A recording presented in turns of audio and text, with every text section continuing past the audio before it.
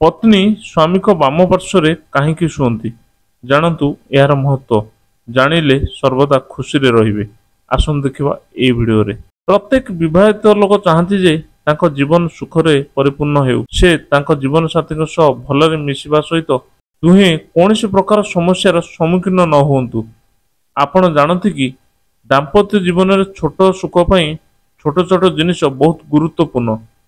सुखमय जीवन पाई पत्नी सर्वदा स्वामी को वाम पार्श्व शोइबा उचित। आसंतु जानिबा यार महत्व।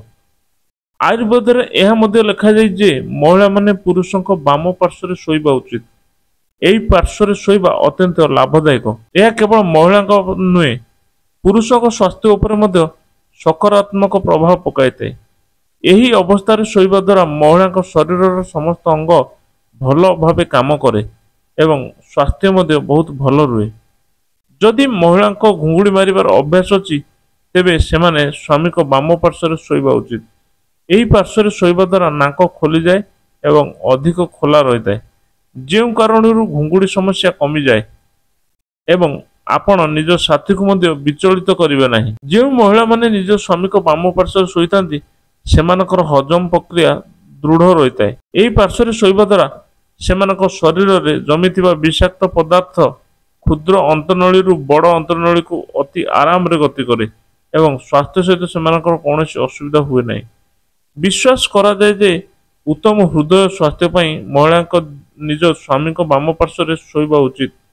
यही अवस्था शोइबा द्वारा हृदय उपर चाप पड़े नहीं। यही कारण महिला हृदय सुरखुर काम करे।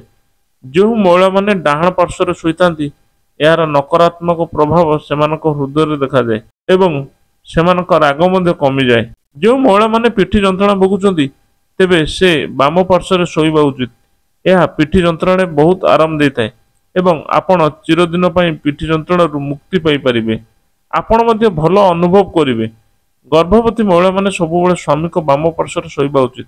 यही दिगरे शोइबा द्वारा सेमानक गर्भाशय एवं गर्भस्थ शिशुर सठिक रक्त संचालन रे कार्य करे। शिशुर विकास रे सहाय्य करे। अम्लता एवं हृदघात पीड़ित महिला माने सर्वदा स्वामी को वाम पार्श्व शोइबा उचित। यही पार्श्व शोइबा द्वारा अनेक समस्या मुक्ति मिल पारे। दर्शक बंधु वीडियोटी यदि भल लगे तेज लाइक शेयर कमेंट करूँ। आम चैनल को नुआ देखुले सब्सक्राइब करिया बोलिए। जय जगन्नाथ।